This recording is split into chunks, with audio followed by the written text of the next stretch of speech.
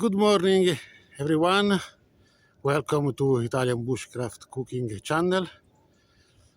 Oggi sono al mio campo Bushcraft perché avevo detto che avrei voluto modificare il campo visto che si avvicina l'inverno e vorrei modificarlo per farlo diventare più accogliente, più comodo e più caldo. Non farò niente di eccezionale, non costruirò uno chalet di montagna.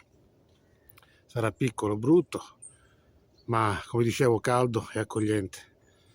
E userò dei pallets riciclati, per cui sarà tutto naturale e a costo praticamente zero. Ecco i pallets, vediamo se riesco eccoli lì. E quindi